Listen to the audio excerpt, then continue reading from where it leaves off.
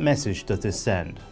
I think this will send a very clear-cut message to the United States as well as the Taiwan authorities that mainland China would not give in on such vital issues of national interest, because Taiwan issue is considered number one core interest of China, and we were never as strong as today. So Newton Gingrich visited Taiwan in 1997, and this was said by the United States that, well, what's the fuss about it? But no, this is different. You cannot say because you killed someone before, therefore you are entitled to kill someone now. The situation is different and the PLA's capabilities are different. Therefore, we believe this is time for us to say enough is enough with action. Well, let's take a step back. Nancy Pelosi has a long and complex history, not only with China, but also with the Chinese people. And this visit is no exception. Is it not better for Beijing to ignore and simply move forward? We know her notorious history, for example, of protesting in Tiananmen Square, and that probably has a lot to do with her feelings toward China.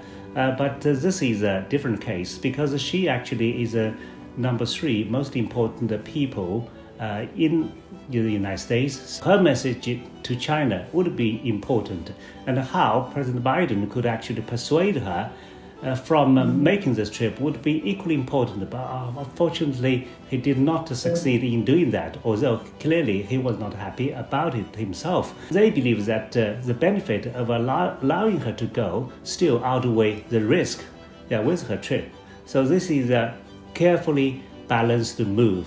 Looking forward, now that the trip is over, what's going to be the longer-term impact and significance for the United States and China and for a global order already in flux? Although her trip has already ended, this is the beginning of another chapter.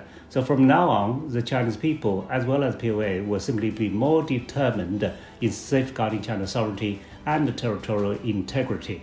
Well, if you look at the world order now, I would say that China being the second largest economy and the United States being the largest economy should actually have a better cooperation to make this world safer.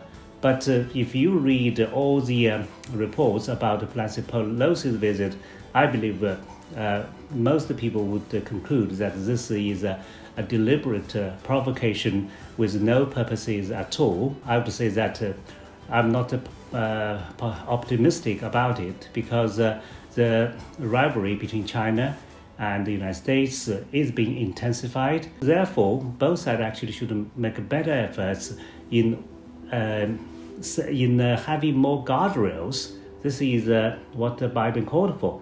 But knowing that the Taiwan issue is the most important issue in China-US relationship, so I believe the most important guardrail is that we should take care of China's core interest. If this is not the guardrail, what else can it be?